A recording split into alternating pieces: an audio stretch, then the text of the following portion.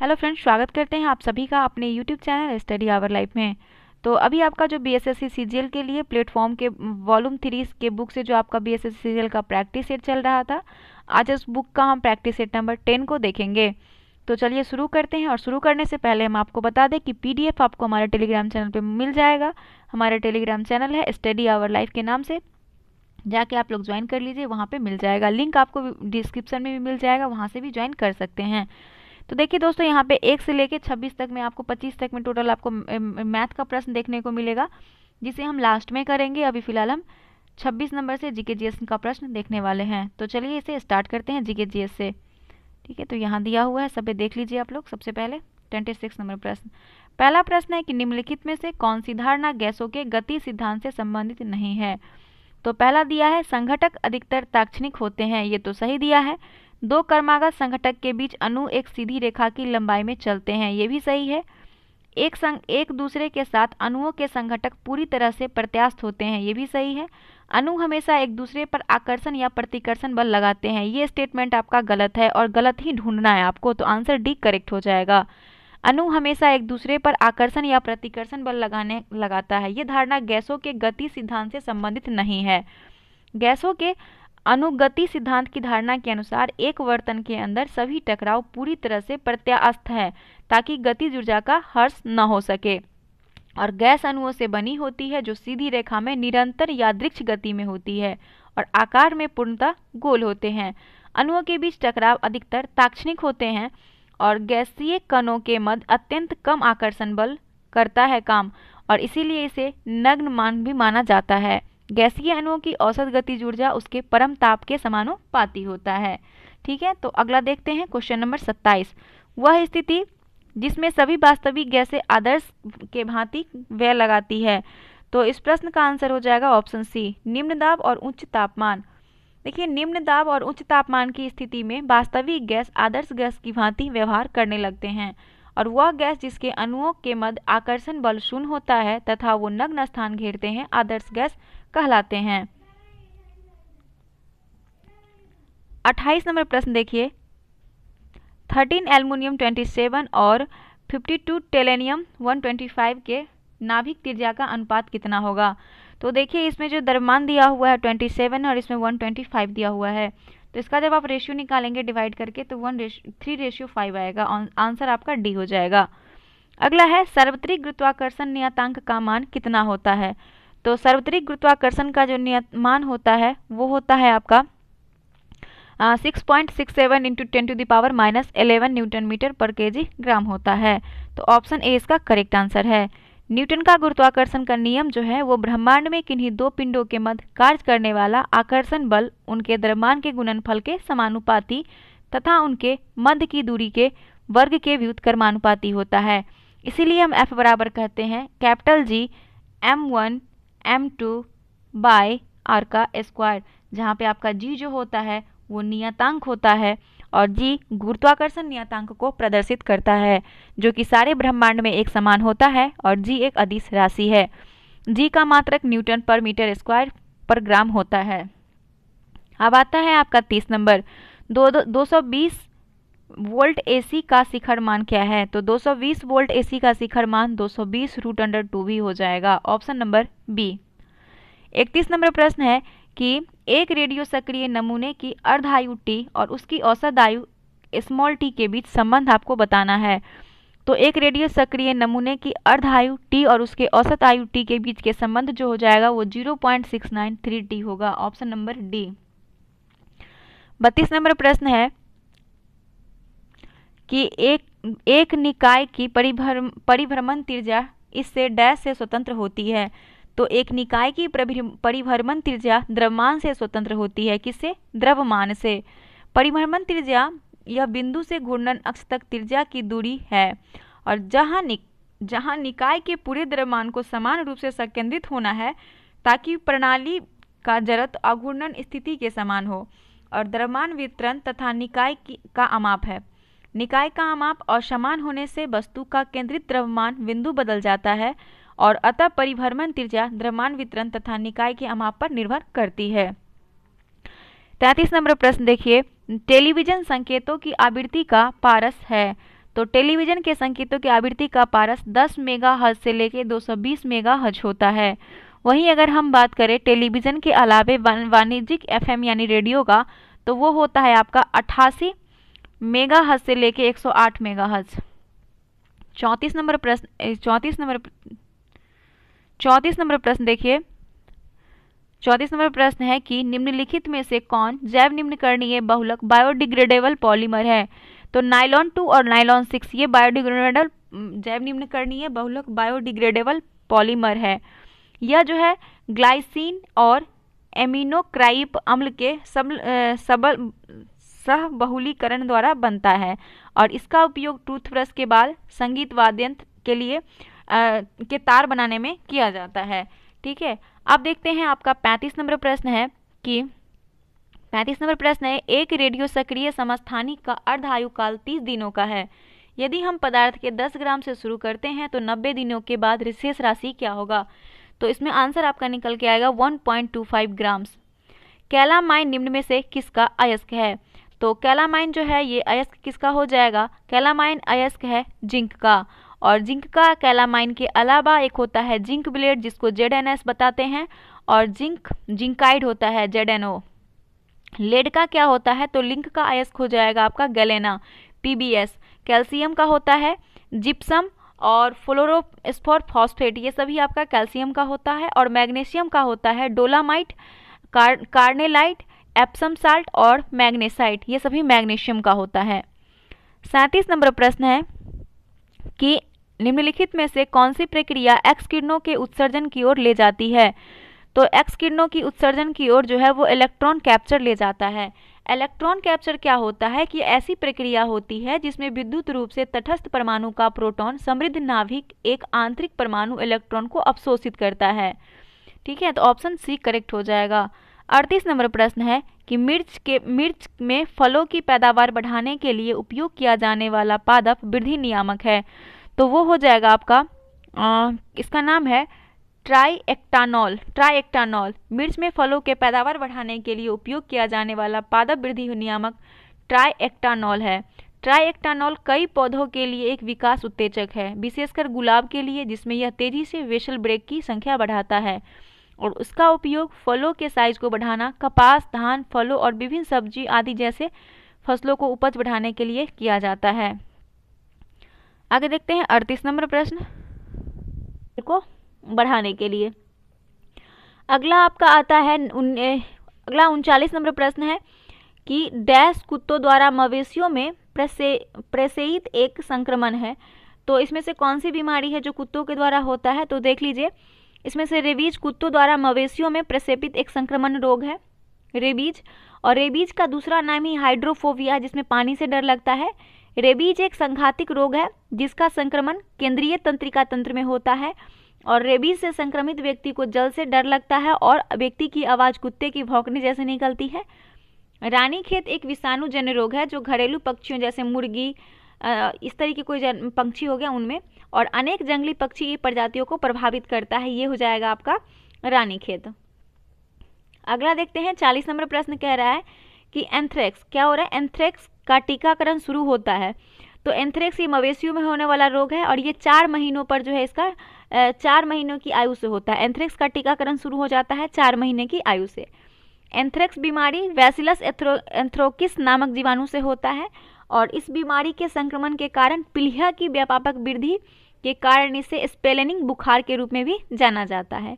अगर ये एंथ्रेक्स बीमारी जो होता है इसे शरीर का टेम्परेचर जो होता है 104 डिग्री से लेकर 108 फ़ारेनहाइट तक होता है और पशु जो है इसमें खाने से इनकार कर देता है और पशु की बीमारी के 48 घंटे के भीतर इसकी मौत हो जाती है। अगर इसमें ये बीमारी अगर एंथ्रेक्स है उसे तो 48 घंटे के अंदर उसकी मृत्यु हो जाती है।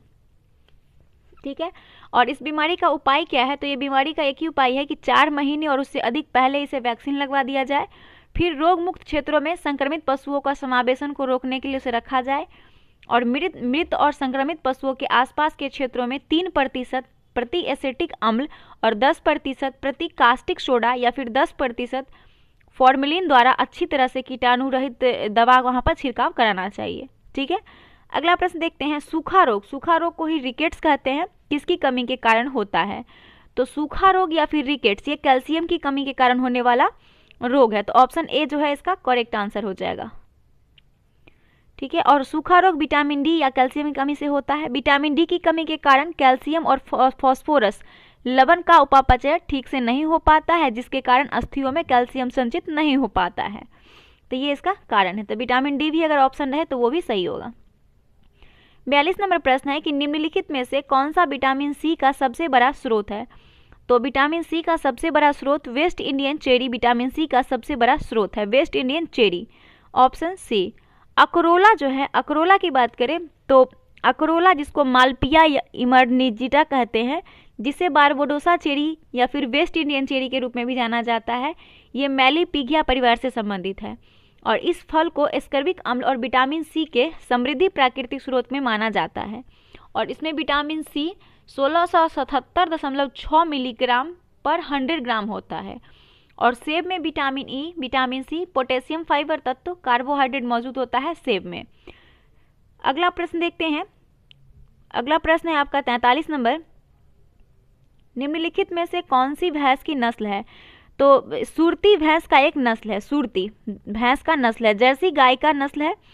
अंकोला आप लोग जानते होंगे जो भेड़ है उसका नस्ल होता है। तो इसमें करेक्ट आंसर आपका क्या हो जाएगा। देखिए भैंस का और कौन कौन नस्ल होता है, मुर्रा है, भदवाड़ी है, जफराबादी, सुरती, मेहसाना, ये सभी भैंस की नस्ल है। आगे देखते हैं प्रश्न नंबर 44 को। 44 नंबर प्रश्न कह रहा है कि निम्नलिखित में से कौन रबी फसल है। तो सरसों रबी फसल का उदाहरण है। सरसों रबी फसल जो होता है वो इसमें क्या, देखिए क्या होता है कि इन फसल के अंकुरन व प्रारंभिक वृद्धि के लिए इसके वृद्धि के लिए जो है पकने के समय में उच्च तापमान की आवश्यकता होती है और ये फसल अक्टूबर से नवंबर में बोई जाती है। जैसे गेहूं हो गया, जौ, जई, चना, मटर, मसूर, सरसों, बरसीम, आलू, ये सभी इसका रबी फसल का उदाहरण है।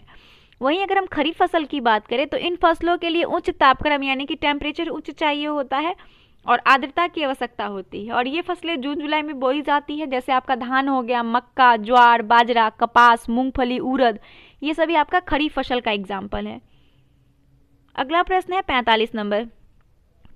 निम्नलिखित में से कौन सा एक सूक्ष्म मात्रिक तत्व यानी कि ट्रेस एलिमेंट है। तो ट्रेस एलिमेंट की बात करें तो सेलेनियम एक सूक्ष्म मात्रिक तत्व यानी कि ट्रेस एलिमेंट है। सेलेनियम एक ट्रेस तत्व या फिर सूक्ष्म तत्व, एक रासायनिक तत्व है मानव शरीर में जिसकी सांद्रता बहुत कम होती है और सूक्ष्म तत्वों में लोहा हो गया, मैग्नीज, तांबा, आयोडीन, जस्ता, कोबाल्ट, फ्लोरिडा और सोलेनियम शामिल है। अगर हम बात करें कि ये खनिज मानव शरीर में जीवित ऊतकों में कम मात्रा में मौजूद होते हैं और इनमें से कुछ पौष्टिक रूप से आवश्यक माना जाता है। जैसे कि अगर हम बात करें कि देखिए और अन्य जो होता है आवश्यक हो सकते हैं और शेष को गैर आवश्यक माना जाता है। सोडियम तथा पोटेशियम मानव शरीर के लिए आवश्यक है क्योंकि यह तंत्रिका तंतु और तंत्रिका आवेग के संचरण के लिए उत्तरदायी होता है। तो ये आपका जो है वो करेक्ट आंसर हो गया। और आगे देखते हैं क्वेश्चन नंबर 46। वह विकल्प चुने जो संवहनी तंत्र के संदर्भ में सत्य नहीं है। तो पहला तथ्य है आपका कि वह शरीर के वजन का लगभग 7 से 8% होता है। कौन? संवहनी तंत्र। ये विकल्प आपका बिल्कुल सही है, इसलिए ये गलत नहीं होगा। मानव हृदय का आकार एक बंद मुट्ठी जितना है, ये कथन आपका जो है वो गलत हो जाएगा, इसलिए आंसर यही होगा। संवहनीय के संदर्भ में सत्य कथन नहीं है कि मानव हृदय का आकार एक बंद मुट्ठी जितना है। मनुष्य का हृदय एवं मांसल सक्वाकार, जिसको कॉनिकल बोलते हैं, कॉनिकल अंग है और ये केंद्रीय पंप अंग है जो कि संपूर्ण शरीर के ब्लड का परिसंचरण करता है और ये पसलियों के नीचे फेफड़े के बीच में स्थित रहता है और हृदय झिल्ली की बनी एक थैली के भीतर रहता है जिसे हृदय आवरण या फिर पेरिकार्डियम कहते हैं और इसमें एक द्रव भरा रहता है जिसे पेरिकार्डियल द्रव कहते हैं और मनुष्य का हृदय जो होता है वो 4 कोष्ठक होता है। ठीक है, तो आपका जो है वो भी गलत हो जाएगा। 47 नंबर प्रश्न देखिए, निम्नलिखित में से कौन सा एक कार्बनिक कीटनाशक है। तो नीम का अक्र, ये जो है नीम का अक्र एक कार्बनिक कीटनाशक है। नीम का अक्र एक प्राकृतिक रूप से पाया जाने वाला कीटनाशक है जो नीम के पेड़ बीजों से बनता है। तो ये प्रकृति से मिला और नीम का अक्र पृष्ठ कठोर, गंध, फैटी एसिड तथा उच्च पोषक तत्व वाले होते हैं। नीम के अक्र का उपयोग कई सौंदर्य गुणों के लिए भी किया जाता है। त्वचा क्रीम के लिए, बॉडी लोशन, बालों के उत्पादन में, सौंदर्यता के लिए, सभी में इसका उपयोग किया जाता है। अब देखते हैं 48 नंबर प्रश्न। निम्नलिखित में से कौन सा एक कार्बनिक उर्वरक है? तो कार्बनिक उर्वरक की बात करें तो पीट का नाम सुने होंगे। पीट एक कार्बनिक उर्वरक है। कार्बनिक उर्वरक प्राकृतिक रूप से उत्पादन होता है जिसमें पोषक तत्व प्रदान करने और विकास को बनाए रखने के लिए मिट्टी या पौधे में जोड़ा जाता है। कुछ प्रमुख जैविक उर्वरक पीट हो गया, पशु अपशिष्ट, कृषि जैसे पौधे के अपशिष्ट और उपचारित सीवेज कीचड़ है। पीट पौधे के सामग्री है जो केवल आंशिक रूप से विघटित होते हैं और यह मिट्टी के वातन और जल निकासी में सुधार करती है। साथ ही मिट्टी के माइक्रोबियल स्वास्थ्य का समर्थन करने में सहायता भी करता है। वहीं पे यूरिया, फॉस्फेट और म्यूरेट ऑफ पोटास, MOP, आप देखेंगे म्यूरेट ऑफ पोटास को लिखा रहेगा MOP उर्वरक होता है। अगला प्रश्न देखते हैं 48 नंबर। निम्नलिखित में से कौन सा एक का, इसे देख लिए 49 देखिए 49। अधिकांश पौधे डैश के रूप में मृदा से नाइट्रोजन प्राप्त करते हैं। तो अधिकांश पौधे नाइट्रेट के रूप में मृदा से नाइट्रोजन प्राप्त करते हैं, नाइट्रेट के रूप में। अमोनिया को पहले नाइट्रोसोमोनस जीवाणु द्वारा नाइट्राइट में ऑक्सीकृत किया जाता है। किसके द्वारा? अमोनिया को पहले नाइट्रोसोमोनस जीवाणु के द्वारा नाइट्राइट में ऑक्सीकृत किया जाता है और जीवाणु नाइट्रोवेक्टर की सहायता से नाइट्राइट को आगे और नाइट्रेट में ऑक्सीकृत किया जाता है और इन चरणों को नाइट्रोजनीकरण कहते हैं। इस प्रकार बनने वाले नाइट्रेट पादपों द्वारा अवशोषित किए जाते हैं और पत्तियों तक पहुंचाए जाते हैं। तो ऑप्शन सी करेक्ट आंसर हो गया। 50 नंबर प्रश्न देखेंगे। पौधे की पत्तियों के हरे रंग का उत्तरदायी वर्णक है। तो पौधे के पत्ते में हरे रंग का जो होता है वो वर्णक क्लोरोफिल होता है। कौन सा होता है? क्लोरोफिल होता है वो वर्णक। क्लोरोफिल की बात करें तो यह मुख्यतः हरित लवक नामक पादप कोशिका अंग में पाया जाता है और पर्णहरित प्रकाश संश्लेषण क्रिया का केंद्र होता है। पर्णहरित में उपस्थित एक पीला वर्णक ज़ैंथोफिल कहलाता है, जो पीला वर्णक होता है। और ज़ैंथोफिल प्रकाश संश्लेषण के लिए सहायक पिगमेंट रूप में कार्य करता है और प्रकाश संश्लेषण की दक्षता को बढ़ाने के लिए अवशोषित प्रकाश को क्लोरोफिल की ऊर्जा में स्थानांतरित करता है। वहीं कैरोनाइट्स की अगर हम बात करें, ऑप्शन सी में आपका कैरोनाइट्स दिया हुआ है। तो कैरोनाइट्स पीले, नारंगी और लाल कार्बनिक रंग द्रव्य है जो कि पौधे और शैवाल साथ ही कई जीवाणुओं और कवक द्वारा उत्पादित होते हैं। नील हरित शैवाल की बात करें तो ये एक प्रकाश संश्लेषी जीवधारी होते हैं और ये कवक से लेकर साइकस तक अनेक जीवधारियों के साथ सहजीवी रूप में रहते हैं। तो अब ये क्लियर हो गया। अब ज़ैंथोफिल के बारे में पढ़ लिए, पर्णहरित के बारे में भी पढ़ लिए। तो एक क्वेश्चन से आपका 4 क्वेश्चन सॉल्व हो सकता है एक क्वेश्चन से। अगला प्रश्न है 51 नंबर। सामुदायिक विकास कार्यक्रम में विकास के कितने प्रकार के तत्वों को शामिल किया जाता है?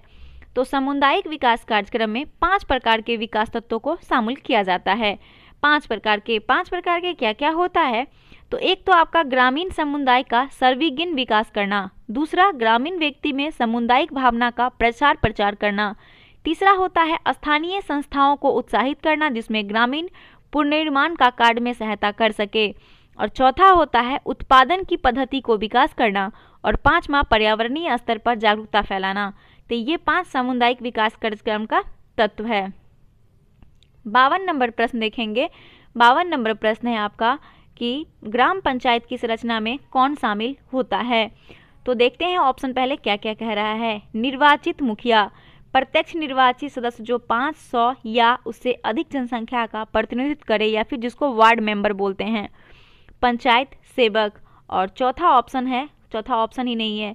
तो इसमें से आपको देखना है कि कौन सा जो है वो ग्राम पंचायत संरचना को शामिल होता है।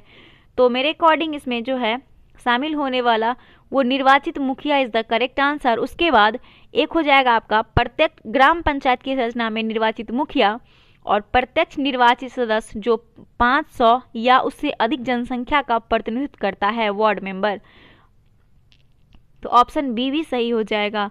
तो ये दोनों ऑप्शन आपका सही हो गया, इसलिए ऑप्शन देखते हैं कौन सा सही होगा। तो ऑप्शन जो है ए करेक्ट हो जाएगा, 1 और 2 सही दिया हुआ है। प्रत्येक ग्राम पंचायत का प्रधान मुखिया होता है और पंचायत सेवक ग्राम पंचायत में सरकार द्वारा नियुक्त कर्मचारी होता है, वो होता है पंचायत सेवक। ठीक है, आगे देखेंगे 53 नंबर प्रश्न। प्रधानमंत्री नरेंद्र मोदी ने 36वें राष्ट्रीय खेलों का उद्घाटन कहाँ किया? तो नरेंद्र मोदी जी ने अहमदाबाद गुजरात में 36वें राष्ट्रीय खेलों का उद्घाटन किए। 36वें नंबर का राष्ट्रीय खेलों का उद्घाटन गुजरात अहमदाबाद में हुआ। अगला प्रश्न है कि हिंद महासागर का सबसे गहरा बिंदु निम्नलिखित में से किस स्थान पर स्थित है? तो हिंद महासागर का सबसे गहरा बिंदु जावा टेंच पर स्थित है। कहाँ पे? जावा टेंच पे। हिंद महासागर का सबसे गहरा बिंदु सुंडागर्त है। कौन सा? सुंडागर्त है, इसका नाम याद रखिएगा, सुंडागर्त। और बात करें कि इसे जावा गर्त के रूप में भी जाना जाता है, इसे ही जावा गर्त के नाम से भी हम लोग जानते हैं। और हिंद महासागर का सबसे बड़ा द्वीप की बात करें, सबसे बड़ा हिंद महासागर का, तो वो मेडागास्कर है और उसका क्षेत्रफल जो हो जाएगा कितना होगा मेडागास्कर का? तो 7 दशमलव नहीं कितना हो जाएगा 7,34,000 इसी कुछ है शायद, मुझे एग्जैक्ट याद नहीं आ रहा है, बट ऐसे ही कुछ है। ठीक है, तो आप एक बार देख लीजिएगा, उस वैसे इतना इम्पोर्टेंट ये नहीं है। ठीक है, तो चलिए इसका आंसर आपका जावा ट्रेंच हो गया। आगे देखते हैं 55 नंबर। टेलीग्राफ पठार इनमें से किसका एक भाग है? तो टेलीग्राफ पठार जो है वो भाग है किसका? उत्तरी अटलांटिक कटक का। उत्तरी अटलांटिक कटक का भाग है टेलीग्राफ पठार। टेलीग्राफ पठार महासागरीय कटक है जो मध्य अटलांटिक कटक के ऊपरी भाग है। और टेलीग्राफ पठार दक्षिण ग्रीनलैंड के समीप 55 डिग्री उत्तरी अक्षांश के पास स्थित है। 1853 में समृद्ध के ब्राथमेट्रिक चार्ट का निर्माण करते हुए मैथ्यू फोर्टेन मोरी ने इस क्षेत्र का खोज किया था। अगला प्रश्न है 56 नंबर। किस चालुक्य राजा ने अभिनव सिद्धराज की उपाधि धारण की थी? तो राजा भीम द्वितीय ने अभिनव सिद्धराज की उपाधि धारण की थी। इसका क्या नाम था? तो ऑप्शन डी, इसका पूरा नाम था राजा भीम। राजा भीम द्वितीय इनका पूरा नाम था, याद रखिएगा, राजा भीम द्वितीय। इन्होंने अभिनव सिद्धराज की उपाधि धारण की थी। ये सोलंकी वंश का अंतिम शासक था भीम द्वितीय, और भीम द्वितीय के सामंत लवण प्रसाद ने गुजरात में बघेल वंश का स्थापना किया था। और सोलंकी वंश का संस्थापक मूलराज प्रथम थे, जिसकी राजधानी अनिलवारा थी। और मोढेरा के सूर्य मंदिर का निर्माण सोलंकी के राजाओं के शासन काल में ही हुआ था। सोलंकी वंश का प्रथम शक्तिशाली राजा पूछे तो जयसिंह सिद्धराज था। और भीम प्रथम के शासनकाल में महमूद गजनी ने सोमनाथ मंदिर पर आक्रमण भी किया था। 57 नंबर प्रश्न है आपका। 57 नंबर प्रश्न,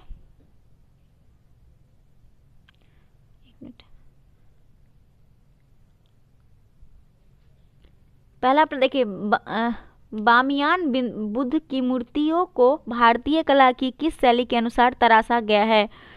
तो देखिए, गंधार शैली व मथुरा शैली का विकास जो है ये कनिष्क के शासन काल में हुआ था। और गंधार के तक्षशिला प्रसिद्ध है, गंधार में जो है वो तक्षशिला प्रसिद्ध है, गंधार शैली पर स्थित तक्षशिला प्रसिद्ध है। और अगर हम बात करें कि इसका उदय कनिष्क के समय में तक्षशिला, कपीसा, पुष्लावती, वर्मियान आदि के प्रमुख केंद्र रहे हैं। तो आपसे पूछा गया है कि बामियान बुद्ध की मूर्तियां को भारतीय कला की किस शैली के अनुसार तराशा? इसका आंसर 57 का क्या हो जाएगा? एक, गंधार शैली। ठीक है, आगे देखते हैं 58 नंबर। निम्नलिखित में से किस इंडो बैक्टीरियाई शासक ने भारत में यूथेडेमिड साम्राज्य की नींव रखी? तो इस प्रश्न का आंसर हो जाएगा option number D, Demetrius first ने। डेमेट्रियस फर्स्ट की बात करें तो इंडो बैक्टीरियाई शासक ने भारत के यूथेडेमिक साम्राज्य की नींव रखी। भारत पर सबसे पहले आक्रमण बैक्टीरियाई शासक डेमेट्रियस प्रथम ने किया था। और भारत पर आक्रमण करने वाले विदेशी अगर आक्रमणकारी का क्रम देखें तो सबसे पहले आपका था हिंद यूनानी था सबसे पहले, उसके बाद आया था शक, उसके बाद पहलव था, फिर था कुषाण, ये इसका क्रम था। ठीक है, अगला प्रश्न है 59 नंबर। और 59 नंबर प्रश्न देखते हैं क्या है। भारत और नेपाल के बीच निम्नलिखित में से किस भूभाग पर विवाद चल रहा है? तो भारत और नेपाल के बीच काला पानी भूभाग पर विवाद चल रहा है। काला पानी इज द करेक्ट आंसर, काला पानी, ऑप्शन नंबर डी। तो काला पानी करेक्ट आंसर हो जाएगा। नेपाल और भारत के बीच काला पानी विवाद चलता है। काला पानी क्षेत्र जो है वो उत्तराखंड के राज्य के कुमाऊं डिवीजन में पिथौरागढ़ जिले के हिस्से के रूप में भारतीय प्रशासन के तहत एक क्षेत्र है। 2020 में नेपाल ने अपने राजनीतिक नक्शा जारी कर कालापानी, लिपियाथुरा और लिपुलेख को अपना अभिन्न अंग बताया था, जो उत्तराखंड राज्य का हिस्सा है। ठीक है, तो ऑप्शन डी इसका करेक्ट आंसर है। 60 नंबर प्रश्न है कि शिक्षा की वार्धा योजना कब लाया गया था। तो शिक्षा की वार्धा योजना जो लाया गया था ये 1937 में। 1937 में महात्मा गांधी ने अपने पत्र द हरिजन में लेखों की एक श्रृंखला प्रकाशित की और उसके माध्यम से एक शिक्षा योजना का प्रस्ताव प्रस्तुत किया, जिसे मौलिक शिक्षा या आधारभूत शिक्षा या फिर गांधी शिक्षा योजना, बुनियादी शिक्षा, वार्धा शिक्षा, ये अलग अलग नाम दिया गया। तो इसका नाम अलग अलग है, इसलिए आप लोग कंफ्यूज नहीं कीजिएगा, इसके नाम को सभी लोग जान लीजिए। इसका नाम क्या क्या है, गांधी शिक्षा योजना है, बुनियादी शिक्षा है, वार्धा शिक्षा है, या फिर गांधी शिक्षा योजना है, या फिर मौलिक शिक्षा योजना, ये सभी इसी शिक्षा का नाम है।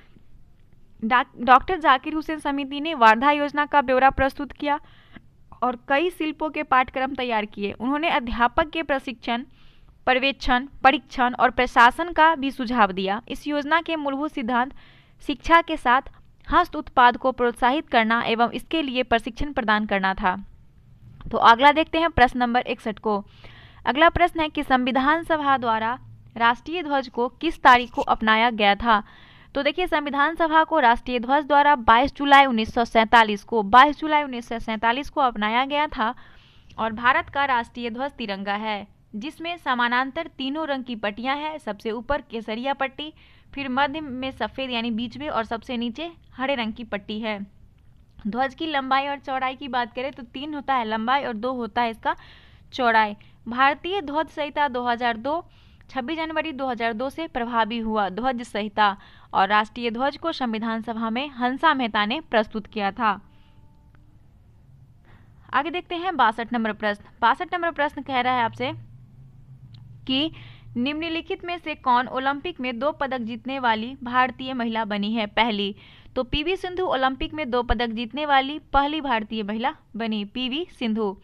प्रथम देखिए, ओलंपिक बैडमिंटन पूछे, ओलंपिक बैडमिंटन महिला में कांस्य पदक जीतने वाली प्रथम महिला तो सानिया नेहवाल, और पूछे ओलंपिक महिला कुश्ती में कांस्य पदक जीतने वाली प्रथम महिला तो साक्षी मलिक।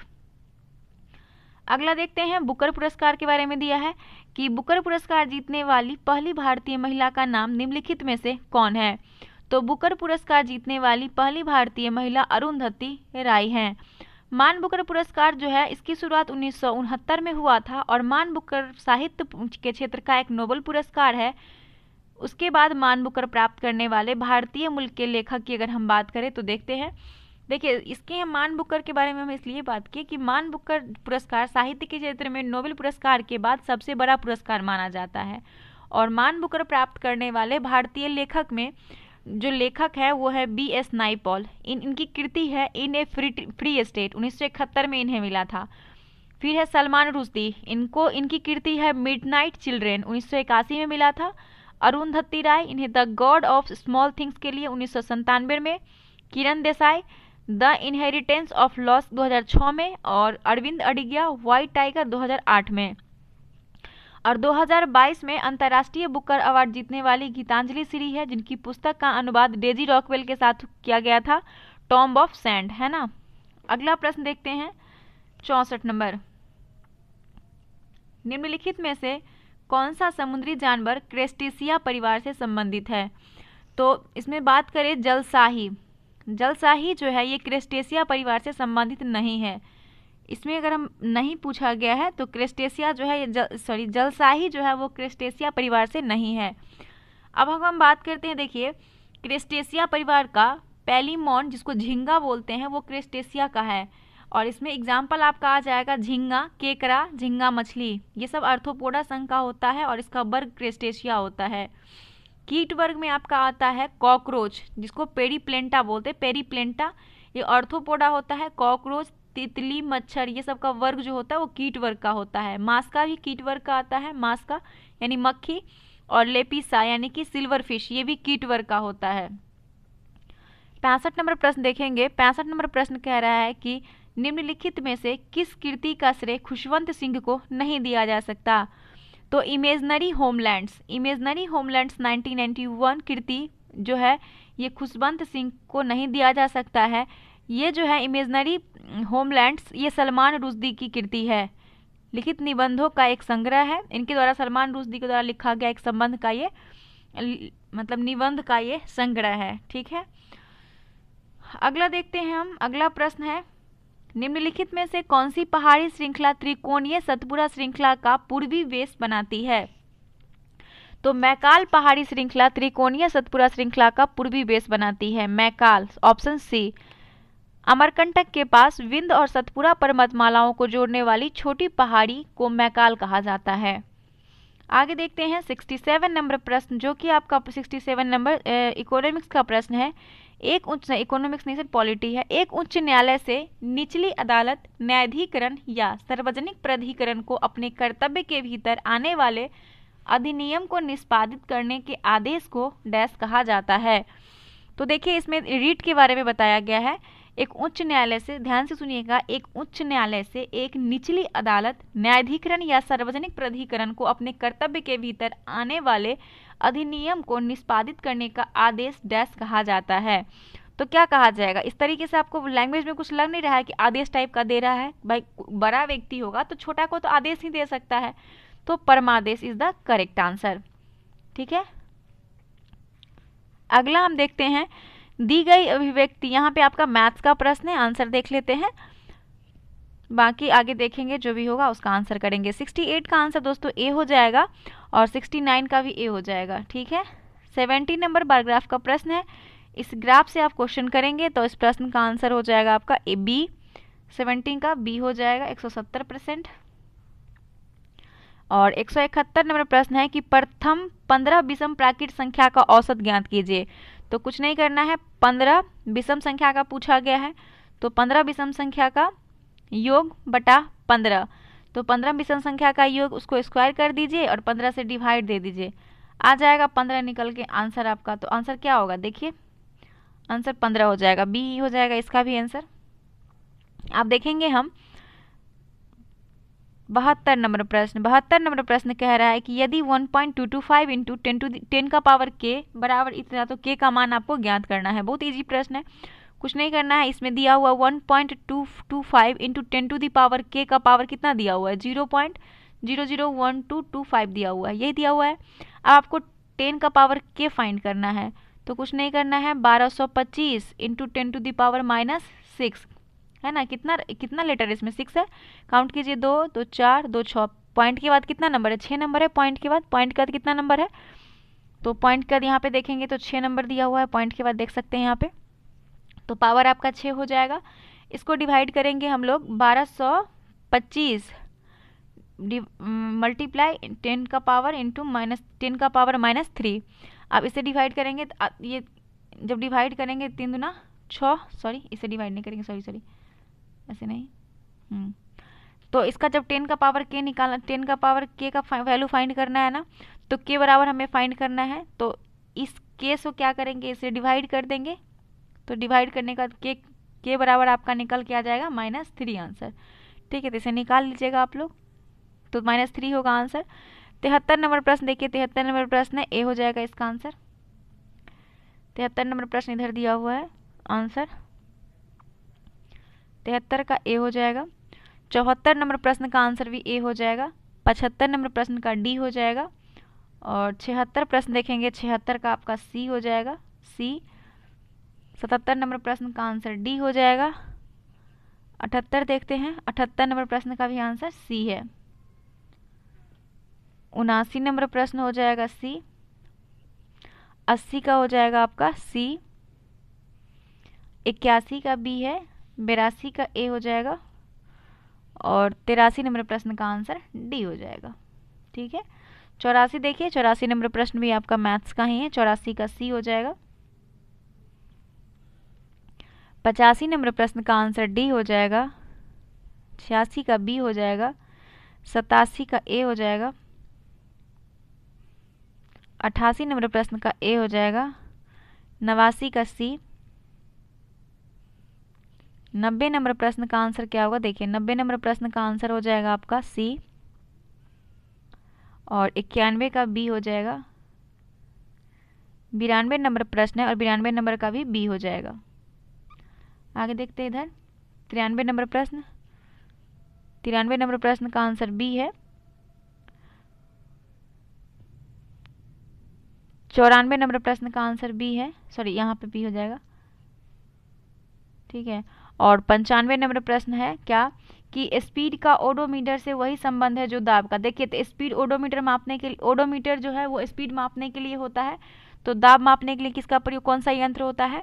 तो दाब मापने के लिए आपका यंत्र होगा बैरोमीटर, ऑप्शन डी हो जाएगा, ठीक है। अब 96 नंबर प्रश्न देखिए, 96 नंबर आपका प्रश्न यहाँ से स्टार्ट होता है, जीके जीएस से संबंधित है ना, तो इसे हम देखते हैं। कह रहा है कि निम्नलिखित को तार्किक और सार्थक क्रम में व्यवस्थित कीजिए। दिया हुआ है कि दी गई तिथि और समय पर परीक्षा के लिए उपस्थित हो, आवेदन पत्र भरे और जहां भी आवश्यक हो फोटोग्राफ संलग्न करे और आयु प्रमाण पत्र का पता प्रमाण संलग्न करे। तीसरा है कि परीक्षा पास करने पर लर्नर लाइसेंस आपके अस्थायी पते पर भेज दिए जाएंगे।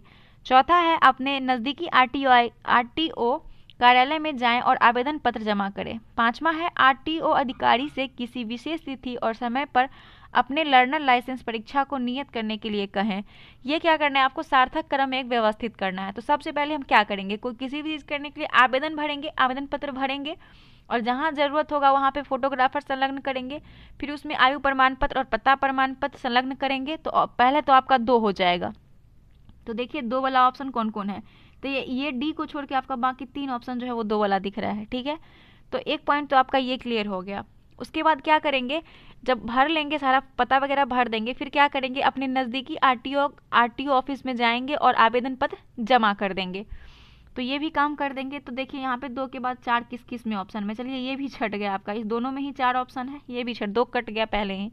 अब क्या करेंगे, ऑफिस में जमा तो हो गया, अब क्या होगा, उसके बाद क्या होगा कि आरटीओ अधिकारी से किसी विशेष तिथि और समय पर अपने लर्नर लाइसेंस परीक्षा को नियत करने के लिए कहेंगे। जब आप लाइसेंस के लिए जाते हैं तो फिर आपको एक परीक्षा देना पड़ता है, तो उसके वही कहेंगे आप। तो फिर 3 नंबर, इसमें 3 नंबर कहते हैं सब। उसके बाद 5 नंबर आपका हो जाएगा। तो देखिए इसमें ऑप्शन कौन सा है? 5, दोनों में ऑप्शन 5 है, अभी भी आपने छाट पाए। फिर आगे देखते हैं। उसके बाद क्या करेंगे, दी गई तिथि और समय पर परीक्षा के लिए उपस्थित हो जाएंगे। एक समय होगा उस पर हम उपस्थित हो जाएंगे, तो 1 हो जाएगा। तो ऑप्शन आपका यही हो जाएगा, बी करेक्ट हो जाएगा, है ना। आगे देखते हैं 97 नंबर प्रश्न क्या कह रहा है। 97 नंबर प्रश्न कह रहा है, देखिए ये रीजनिंग ही चल रहा है, मुझे लगा जीएस का प्रश्न है, सॉरी ये रीजनिंग ही है, ठीक है। यहाँ पे रिलेशनशिप प्रश्न है। कह रहा है कि अलका और अधीर सहोदर है, सहोदर मतलब कि खुद को अपने भाई बहन है, एक ही माता पिता के। अरुण अलका का पति है और अंकिता अधीर की पत्नी है। अहिल्या अधीर की माता है, अनन्या अरुण की इकलौती पुत्री है। अनन्या अहिल्या से कैसे संबंधित है? तो इसका आंसर आपका डी हो जाएगा, अनन्या अहिल्या की पोती है। 98 देखेंगे, 98 नंबर प्रश्न का आंसर आपका बी हो जाएगा और 99 नंबर का ए हो जाएगा, ठीक है। 100 नंबर रीजनिंग का प्रश्न है, डी हो जाएगा इसका आंसर। 101 का देखेंगे, 101 का भी डी हो जाएगा, डी। 102 नंबर प्रश्न का आंसर हो जाएगा बी और 103 नंबर प्रश्न का आंसर डी हो जाएगा। 104 नंबर प्रश्न का आंसर हो जाएगा ए। 105 नंबर प्रश्न का आंसर क्या हो जाएगा? सी। 106 नंबर प्रश्न का आंसर हो जाएगा सी और 107 नंबर प्रश्न जो है, इधर आंसर देख लेते हैं, 7 का आपका सी होगा, ऑप्शन इधर दिया हुआ है, सी हो जाएगा। और 108 नंबर प्रश्न है और 108 का आंसर हो जाएगा आपका डी। 109 नंबर प्रश्न का आंसर सी हो जाएगा। 110 का सी, 11 का भी सी हो जाएगा और 12 का क्या हो जाएगा देखेंगे, 12 का डी हो जाएगा, डी। 13 नंबर स्टेटमेंट वाला प्रश्न है, इधर आंसर देख लीजिएगा, 13 का आपका हो जाएगा बी, 13 का बी। और 14 नंबर प्रश्न है, 14 का भी आंसर बी हो जाएगा। 15 नंबर भी बी हो जाएगा, 16 का भी बी हो जाएगा। 17 नंबर प्रश्न है, 17 का आंसर देख लीजिएगा, इधर छोटा करते हैं थोड़ा सा, 17 का ए हो जाएगा और 18 नंबर प्रश्न का बी हो जाएगा, 19 नंबर प्रश्न देखिए, अब यहाँ से जीके जीएस का प्रश्न है ना, तो इसे हम देखेंगे। ठीक है, पहला दिया हुआ है कि देखिए, नीति आयोग के विषय में निम्नलिखित में से कौन सा एक सही नहीं है। तो नीति आयोग के विषय में सही नहीं है क्या कि इसका गठन योजना आयोग के स्थान पे हुआ, ये तो सही दिया हुआ है। इसमें एक पूर्णकालिक अध्यक्ष होता है, ये आपका सही नहीं है। नीति आयोग के विषय में यह सही नहीं है कि वह पूर्णकालिक अध्यक्ष होता है। नीति आयोग का पदेन अध्यक्ष होता है, ना कि पूर्णकालिक। और पदेन अध्यक्ष जो होते हैं वो खुद प्रधानमंत्री होते हैं। और नीति आयोग का गठन जो है वो 1 जनवरी 2015 को हुआ था। यह सहकारी संघवाद के सिद्धांत पर आधारित है। तो ये आपका जो है वो तीनों करेक्ट हो जाएगा। ऑप्शन बी इसका आंसर जो है वो गलत हो जाएगा। अच्छा, नीति आयोग के वर्तमान में उपाध्यक्ष कौन है और इसके सीईओ कौन है, दोनों आप लोग कमेंट करके जरूर बताइएगा। अगला प्रश्न देखते हैं, 119 नंबर क्या कह रहा है। 119 नंबर प्रश्न है आपका कि साख को डैश के रूप में जाना जाता है। तो साख को किसके रूप में जाना जाता है? ऋण के रूप में। साख को ऋण के रूप में जाना जाता है। वित्तीय संस्थान से ऋण प्राप्त करने का मुख्य आधार साख होता है।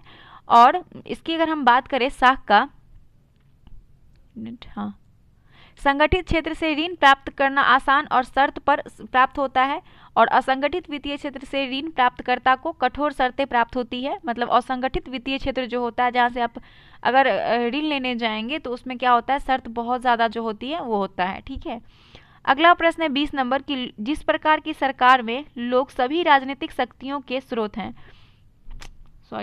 किस प्रकार के सरकार में लोग सभी राजनीतिक शक्तियों के स्रोत हैं? तो हमारे यहाँ लोकतांत्रिक सरकार है, ये ऑप्शन ए जो है, इसमें सभी प्रकार की राजनीतिक शक्तियाँ प्राप्त होता है। लोकतंत्र में लोग राजनीतिक शक्ति का स्रोत का प्रयोग करते हैं। और लोकतंत्र एक ऐसी शासन प्रणाली है जिसके अंतर्गत जनता अपनी स्वेच्छा से निर्वाचन में आए हुए किसी भी दल को मत देकर अपना प्रतिनिधि चुन सकता है। और यह लोकतंत्र का परिभाषा जो है वो अब्राहम लिंकन के द्वारा दिया गया था। और उन्होंने यह परिभाषा दिया था कि लोकतंत्र का मतलब है कि लोकतंत्र जनता का, जनता के द्वारा, जनता के लिए शासन है। ये अब्राहम लिंकन का स्टेटमेंट था। तो ऑप्शन ए इसका करेक्ट आंसर हो जाएगा। अब आगे देखते हैं 121 नंबर प्रश्न। 121 नंबर प्रश्न है कि राज्यसभा के किसी भी पैसे से संबंधित राज्य कानून को अस्वीकार नहीं कर सकती, लेकिन इसे विलंबित कर सकती है। कितने दिनों के लिए यह विलंबित हो सकती है? तो इसकी अगर हम बात करें तो आंसर आपका सी हो जाएगा। आंसर सी हो जाएगा इसका। सी में 14 दिन के लिए विलंबित कर सकते हैं। राज्यसभा किसी भी पैसे से संबंधित कानून को अस्वीकार नहीं कर सकती, लेकिन उसे विलंबित कर सकती है 14 दिनों के लिए। राज्यसभा धन विधेयक 14 दिन के अंदर सिफारिश संहिता या अपने मूल रूप में लोकसभा को लौटाना होता है। यदि राज्यसभा 14 दिन के अंदर धन विधेयक को लोकसभा में वापस नहीं करती है तो इस अवधि की समाप्ति पर विधेयक के दोनों सदनों द्वारा पारित समझा जाता है। तो ये सभी आसान है, सब लोग जानते होंगे। अगला है 122 नंबर। किस नेता ने इंडियन नेशनल आर्मी INA का गठन किया? तो किस नेता ने इंडियन नेशनल आर्मी का गठन किया? तो इसकी बात करें तो सुभाष चंद्र बोस ने इंडियन नेशनल आर्मी का गठन किया था। ऑप्शन ए सुभाष चंद्र बोस ने। 1 सितंबर 1943 को सुभाष चंद्र बोस सिंगापुर पहुंचे और आज़ाद हिंद फौज का सर्वोच्च सेनापति घोषित किया गया 4 जुलाई 1943 को। कैप्टन मोहन सिंह ने INA का प्रथम नेतृत्व प्रदान करने का साहसिक कार्य किया और 21 अक्टूबर 1943 को सुभाष चंद्र बोस ने सिंगापुर में स्वतंत्र भारत की अस्थायी सरकार की स्थापना कर दी। और सुभाष चंद्र बोस ने दिल्ली चलो तथा तुम मुझे खून दो मैं तुम्हें आज़ादी दूंगा, ये सभी नारा दिए थे। और हिंदुस्तान सोशलिस्ट रिपब्लिक एसोसिएशन का स्थापना चंद्रशेखर आजाद और भगत सिंह ने 1928 में दिल्ली में किया था, फिरोजशाह कोटला में। ठीक है, आगे देखते हैं 123 नंबर प्रश्न। 123 नंबर प्रश्न कह रहा है कि चंगेज खान किस जनजाति का शासक था? तो चंगेज खान मंगोल जनजाति का था। और चंगेज खान जो था वो तेनगी धर्म, कौन सा धर्म? तेनेग्री धर्म का भक्त था। और यह अपनी संगठन शक्ति, बारंबारता और साम्राज्य विस्तार के लिए प्रसिद्ध हुआ। चंगेज खान का जन्म 1162 में होता है और इसके पिता का नाम यूसुफई बागतूद था। 24 नंबर प्रश्न है कि सहारा रेगिस्तान किस महाद्वीप में स्थित है? तो सहारा रेगिस्तान जो है ये अफ्रीका महाद्वीप में स्थित है, सहारा रेगिस्तान। Option A. और सहारा मरुस्थल विश्व का सबसे बड़ा उत्तर ध्रुवीय मरुस्थल है। यह उत्तरी अफ्रीका में स्थित एक शुष्क मरुस्थल का कुल क्षेत्रफल लगभग 35 लाख वर्ग मील में है। और यह मरुस्थल का विस्तार अल्जीरिया, चाड, मिस्र, लीबिया, माली, मोरक्को, नाइजर, सूडान, ट्यूनेशिया और मारिटेनिया, यहाँ सभी जगह पे इसका विस्तार है। ठीक है। 125 नंबर प्रश्न देखिए, महाद्वीपीय संहिता में पर्पटी का मुख्य खनिज घटक क्या है? तो महाद्वीपीय संहिता में पर्पटी के मुख्य खनिज घटक सिलिका तथा एल्यूमिना है। सिलिका तथा एल्यूमिना। इसे सियाल भी कहा जाता है और यह परत महाद्वीपीय अवसादी शैलों के नीचे स्थित और इसके मुख्य संगठक सिलिका एवं अल्युमिनियम होता है। अगला प्रश्न है 126 नंबर प्रश्न कि अटल पेंशन योजना का शुभारंभ कब हुआ था? तो अटल पेंशन योजना का शुभारंभ 9 मई 2015 को हुआ था और इस योजना से 18 से लेकर 40 वर्ष के बीच की आयु वर्ग के भारत का कोई भी नागरिक शामिल हो सकता है और यह 60 वर्ष की आयु प्राप्त करने पर 1000 रुपये से 5000 रुपये तक का न्यूनतम गारंटेड पेंशन प्रदान करता है। और इस योजना को एनपीएस के माध्यम से पेंशन फंड नियामक एवं विकास प्राधिकरण द्वारा प्रशासित किया जाता है। अच्छा, एक योजना है सेतु भारतम योजना। ये शुभारंभ होता है 4 मार्च 2016 को और प्रधानमंत्री जनधन योजना की शुरुआत 8 अगस्त 2014 को चालू किया जाता है। 128 नंबर प्रश्न देखेंगे, 127 नंबर ना, निम्नलिखित में से किसने योगमापी मशीन का आविष्कार किया? तो ब्लेस पास्कल जो है इसने योगमापी मशीन का आविष्कार किया। और बात करते हैं हम पनडुब्बी का आविष्कार किसने किया था? तो कॉर्नेलियस ड्रेबल ने पनडुब्बी का आविष्कार किया था। पैराशूट का आविष्कार जीन पियरे ब्लाचार्ड ने किया था। हवाई जहाज का बंधुओ साइडाइट ने किया था। और आधुनिक एंटीसेप्टिक सर्जरी का जनक डॉक्टर जोसेफ लेस्टर हैं। पेंसिलिन का खोज अलेक्जेंडर फ्लेमिंग किए थे। 128 नंबर प्रश्न है कि भारत में किस वर्ष में प्रस्तुत किया गया बजट को काला बजट कहा जाता है? तो 1973 से 74 में प्रस्तुत किया गया बजट को काला बजट कहा जाता है। Option number B. देखिए, केंद्रीय बजट 1973 से 74 को भारत के काले बजट के नाम से जाना जाता है क्योंकि ये बजट जो था वो 550 करोड़ का घाटा हुआ था। 550 करोड़ का घाटा हुआ था और हमारे संविधान का अनुच्छेद 112 में भारत के केंद्रीय बजट को वार्षिक वित्तीय विवरण के रूप में पेश किया गया। अगला है आपका क्वेश्चन नंबर 129। महाबलीपुरम के रथ मंदिर एक उदाहरण है। तो महाबलीपुरम का रथ मंदिर जो है वो चट्टानों से कटे मंदिर का एक उदाहरण है। ऑप्शन नंबर आपका कौन सा करेक्ट हो जाएगा? बी। इन मंदिर का निर्माण जो है वो नरसिंह वर्मन प्रथम के द्वारा करवाया गया था। नरसिंह वर्मन प्रथम के द्वारा करवाया गया था 630 ईस्वी से लेकर 668 ईस्वी में। और ये रथ मंदिर को काट कर बनाए गए 8 हैं। ये है धर्मराज, भीम, अर्जुन, सहदेव, गणेश, द्रौपदी, पिंडारी और बलैकुट्टू। ये सभी जो है इसके 8 भाग में बटा हुआ है। आगे देखते हैं आपका 130 नंबर प्रश्न। 130 नंबर प्रश्न कह रहा है कि वेटिंग फॉर द महात्मा नामक पुस्तक के लेखक कौन है? तो वेटिंग फॉर द महात्मा पुस्तक के लेखक जो हैं ये हैं आपके आर.के. नारायण। आर.के. नारायण की पुस्तक है वेटिंग फॉर द महात्मा। अगला है 131 नंबर प्रश्न। अल नगहा भारत तथा डैश के सेनाओं का द्विपक्षीय अभ्यास है। तो अल नगहा जो है ये ओमान, देखिए अल जहां लगा हो ना तो अल का मतलब होता है ओमान, ठीक है, तो समझ जाइएगा कि ओमान के साथ है। तो ऑप्शन डी।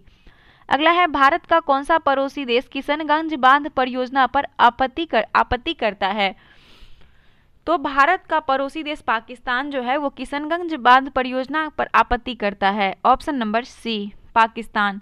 और किशनगंज जल विद्युत संयंत्र से किशनगंगा नदी पर बांध बनाकर जल विद्युत उत्पन्न की जाती है। यह जम्मू कश्मीर में बंदीपुर से 5 किलोमीटर उत्तर में स्थित है और इसकी स्थापित क्षमता 330 मेगावाट बिजली पैदा करने की है। किशनगंज जल विद्युत परियोजना राज्य को 13% की निःशुल्क बिजली उपलब्ध कराती है जो लगभग 133 करोड़ रुपए प्रति वर्ष बराबर होगी। अगला है देशों के बीच तेजी से एकीकरण का संयोजन की प्रक्रिया क्या है?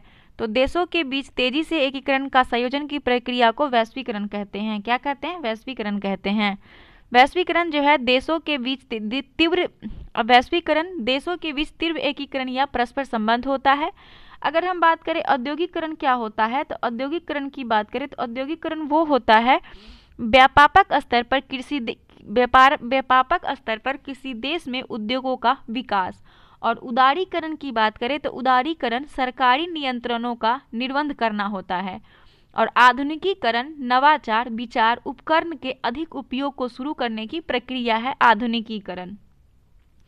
134 है कि निम्न में से कौन बेरोजगारी का प्रभाव नहीं है, तो प्रति व्यक्ति आय में वृद्धि बेरोजगारी का प्रभाव नहीं है, ऑप्शन डी। देखिए, बेरोजगारी रोजगार की सक्रिय रूप से खोज करने लेकिन वर्तमान में कार्यरत न होने की स्थिति है। बेरोजगारी का प्रभाव जो है वो श्रम शक्ति संसाधनों का अपव्यय है, आर्थिक अधिभार में वृद्धि, अर्थव्यवस्था के समग्र विकास में बाधा, कम आयु में वृद्धि, प्रति व्यक्ति आय में कमी, कौशल उपयोग में कमी, ये सभी बेरोजगारी के प्रभाव हैं। आगे देखते हैं 135 नंबर प्रश्न। निम्नलिखित में से कौन राज्य का प्रमुख है, तो भारत के राष्ट्रपति राज्य का प्रमुख होता है। भारत के राष्ट्रपति राज्य, एक मिनट, तो राष्ट्रपति इसका करेक्ट आंसर हो जाएगा, भारत के राष्ट्रपति। देखिए, राष्ट्रपति जो होते हैं ये राष्ट्र के अध्यक्ष होते हैं और राष्ट्र की एकता, अखंडता, सुदृढ़ता ये सभी परिचायक कौन करता है, राष्ट्रपति करता है। संविधान में संघ की कार्यपालिका शक्तियां राष्ट्रपति को प्राप्त है, परंतु वास्तविक शक्तियां प्रधानमंत्री एवं मंत्रिपरिषद में निहित होती है। भारतीय संविधान का अनुच्छेद 52 के माध्यम से राष्ट्रपति के पद का प्रावधान किया गया है। 136 नंबर प्रश्न कह रहा है आपसे कि संविधान के अनुसार भारतीय संसद को कितने हिस्सों में विभाजित किया गया है, तो संविधान के अनुसार भारतीय संसद को 3 हिस्सों में विभाजित किया गया है। सबसे पहले राष्ट्रपति, फिर राज्यसभा, फिर लोकसभा, जो कि संसद जिसका नाम है वो अनुच्छेद 79 में दिया हुआ है, तो 3 इसका करेक्ट आंसर है। 137 नंबर प्रश्न है आपका कि धम्म संस्कृत शब्द धर्म डैश रूप है, तो धम्म संस्कृत शब्द धर्म का जो रूप है वो हो जाएगा आपका पाली रूप है। कौन सा, पाली। धम्म संस्कृति शब्द धर्म का पाली रूप है। बौद्ध धर्म में धर्म का अर्थ कॉस्मिक लॉ एंड ऑर्डर या फिर बुद्ध का शिक्षण है। पाली में धर्म का उच्चारण धम्म के रूप में किया जाता है और पाली मध्य भारत आर्यन भारतीय उपमहाद्वीप की मूल भाषा है। इसे मगधी कहा जाता है। पाली को आप अर्ध मगधी कह सकते हैं या फिर मगधी कह सकते हैं। इसलिए बहुत जो लोगों को अगर पाली भाषा में कहिएगा, कहीं कहीं आपको दिखेगा कि इनकी भाषा कौन थी, अर्धमगधी थी, तो बहुत लोग कंफ्यूज रहते हैं। एनसीईआरटी में अर्धमगधी ही लिखा हुआ है, पाली का कोई उच्चारण ही नहीं है वहाँ पे, तो बहुत लोग कंफ्यूज करते हैं कि ये अर्धमगधी गलत दिया हुआ है। नहीं, पाली को ही अर्धमगधी कहा जाता है। ठीक है, अगला प्रश्न है 138। अकबर द्वारा सिसोदिया की राजधानी चित्तौड़ पर किस धर्म कब्जा कर लिया गया था, तो अकबर के द्वारा सिसोदिया की राजधानी चित्तौड़ पर 1568 में कब्जा कर लिया गया था, ऑप्शन बी 1568 में। हालांकि फिर राजा उदय सिंह ने अपनी नई राजधानी उदयपुर को मुगल के प्रतिरोध से जारी रखा और मुगलों को वहां कठिन संघर्ष करना पड़ा और यहाँ तक कि अकबर ने जिहाद का नारा देना पड़ा था। 139 नंबर प्रश्न कह रहा है कि किस यामोत्तर पर मध्यरात्रि होगी जब ग्रीनविच में दोपहर के 12 बजे होंगे, तो 180 डिग्री पूरब यामोत्तर पर मध्यरात्रि होगी जब ग्रीनविच पर दोपहर में 12 बजे होंगे। अब आगे देखते हैं 140 नंबर प्रश्न। भूपर्पटी के मुख्य खनिज घटक क्या हैं, तो भूपर्पटी के मुख्य खनिज घटक जो है वो सिलिका, सीमा और नीफे हो जाएगा। सिलिका, सीमा और नीफे, ऑप्शन नंबर ए। सर्व शिक्षा अभियान के लिए सरकार द्वारा शुरू की गई एक समर्पित वेब पोर्टल कौन सा है। सर्व शिक्षा अभियान की बात हो रही है, तो सर्व शिक्षा अभियान के लिए सरकार द्वारा शुरू किया गया एक समर्पित वेब पोर्टल सगुन है। सगुन, ऑप्शन नंबर बी। सगुन पूर्व केंद्रीय मानव संसाधन मंत्री प्रकाश जावड़ेकर द्वारा सर्व शिक्षा अभियान के लिए शुरू किया गया था। किसके द्वारा, तो सगुन जो है ये पूर्व केंद्रीय मानव संसाधन मंत्री थे प्रकाश जावड़ेकर, उनके द्वारा शुरू किया गया था। अगला प्रश्न है आपका 142 नंबर। एशियाई कौन से खेलों को एशियाइड भी कहा जाता है, तो एशियाई खेलों को एशियाइड कहा जाता है। एशियाई खेलों को एशियाइड कहा जाता है। एशियाई खेल का प्रारंभ 4 मार्च 1951 में, कब, 1951 में दिल्ली में हुआ था और 1982 में एशियाई खेल का आयोजन नई दिल्ली में स्थित है जो कि एशियाई खेल संघ ने चमकते सूरज को अपना प्रतीक चिन्ह घोषित किया था। चमकते सूरज को प्रतीक चिन्ह। अब देखते हैं 143 नंबर प्रश्न, जहांगीर की आत्मकथा जो तुजुक ए जहांगीरी किस भाषा में है? तो तुजुक ए जहांगीरी जो जहांगीर की आत्मकथा है ये फारसी भाषा में है, फारसी भाषा में है। और फ्रांसिस्को पल्सट ने जहांगीर के शासनकाल में भारत की यात्रा की थी और 1627 में भीमबार नामक स्थान पर जहांगीर की मृत्यु हो गई थी। भीमबार नामक स्थान पर 1627 में। जहांगीर को लाहौर के निकट शहादरा नामक स्थान पर रावी नदी के किनारे दफनाया गया और जहांगीर की न्याय की जंजीर के लिए यह याद किया जाता है। अगला है 144 नंबर प्रश्न कि किस संस्थान ने प्रधानमंत्री का योग पुरस्कार जीता? तो इस प्रश्न का आंसर आपका हो जाएगा इस प्रश्न का आंसर है आपका राममणि अयंगर मेमोरियल योग संस्थान पुणे। राममणि अयंगर मेमोरियल योग संस्थान पुणे प्रधानमंत्री योग पुरस्कार जीता। भारत के प्रधानमंत्री ने चंडीगढ़ में दूसरे अंतर्राष्ट्रीय योग दिवस समारोह में पुरस्कार की स्थापना की और पुरस्कार के दिशा निर्देश आयुष मंत्रालय द्वारा किए गए थे। इसमें पुरस्कार पाने वाले 2 व्यक्ति थे, लेह लद्दाख के श्री भिक्खु सक्सेना और ब्राजील के श्री मार्कस विनिसियस रोजो रॉड्रिक्स। इन दोनों का नाम इसमें दिया गया है। अगला देख रहे हैं 45 नंबर प्रश्न, कह रहा है आईने ए अकबरी नामक पुस्तक के लेखक कौन है? तो आईने ए अकबरी नामक पुस्तक के लेखक अबुल फजल हैं। पंचतंत्र का फारसी भाषा में अनुवाद अबुल फजल ही ने किया था और अनवर ए सादात नाम से किया था। किस नाम से? अनवर ए सादात के नाम से किया था पंचतंत्र का फारसी में अनुवाद। हुमायूं नामा जो है ये गुलबदन बेगम के द्वारा और शाहजहां नामा के लेखक इनायत खां हैं। 46 नंबर प्रश्न है, 46 नंबर प्रश्न देखेंगे तो 46 नंबर कह रहा है कि निम्न में से किसे म्यूनिख समझौता में शामिल नहीं किया गया था? तो म्यूनिख समझौता में शामिल नहीं किया गया था वो कौन थे? तो कौन था? तो रूस हो जाएगा उसका करेक्ट आंसर। रूस को म्यूनिख समझौता में शामिल नहीं किया गया था। 4 देश उसमें शामिल हुआ था, Germany, Italy, great Britain, France, ये सभी इसमें शामिल था। 47 नंबर प्रश्न है आपका, मधेसी जनजाति भारत तथा उसके पड़ोसी देश से संबंधित है। तो मधेसी जनजाति भारत तथा उसके पड़ोसी देश नेपाल से हैं। मधेसी जनजाति नेपाल के तराई क्षेत्र में रहने वाले लोगों को मधेसी कहा जाता है। और देख लीजिए इससे संबंधित एक श्रीलंका की जनजाति जिसका नाम है बेद्दास, बेद्दास कहा जाता है श्रीलंका की जनजाति को। रेड इंडियन अमेरिका की जनजाति है, अरब की जनजाति बद्दू है, पाकिस्तान की पश्तून है और बांग्लादेश की चकमा है। 148 नंबर प्रश्न है कि फिल्म काइपोचे किस पुस्तक पर आधारित है? तो फिल्म काइपोचे जो है वो 3 मिस्टेक्स ऑफ माय लाइफ पुस्तक पर आधारित है, ऑप्शन बी। और ये पुस्तक के लेखक चेतन भगत हैं। चेतन भगत के 5 point someone one night at the call centre, उसके बाद ये नहीं क्या था, one night at the call centre, उसके बाद था 2 स्टेट्स, रिवॉल्यूशन एवं इंडिया पॉजिटिव आदि पुस्तक के लेखक कौन थे? चेतन भगत थे। तो मैं फिर से रिपीट कर देती हूँ, सम वन, फिर one night and state call centre, उसका 2 स्टेट्स था, रिवॉल्यूशन एवं इंडिया पॉजिटिव, ये सभी पुस्तक जो है वो चेतन भगत की है। और काइपोचे जो पुस्तक है वो 3 मिस्टेक्स ऑफ माय लाइफ पुस्तक पर आधारित है जो चेतन भगत की रचना है।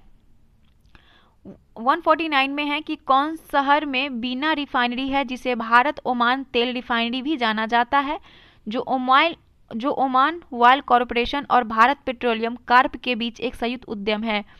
तो इसकी अगर हम बात करें तो ऑप्शन डी सागर हो जाएगा। सागर शहर में बीना रिफाइनरी है जिसे भारत ओमान तेल रिफाइनरी के नाम से जाना जाता है, जो ओमान ऑयल कॉरपोरेशन और भारत पेट्रोलियम कॉरपोरेशन के बीच संयुक्त उद्यम है।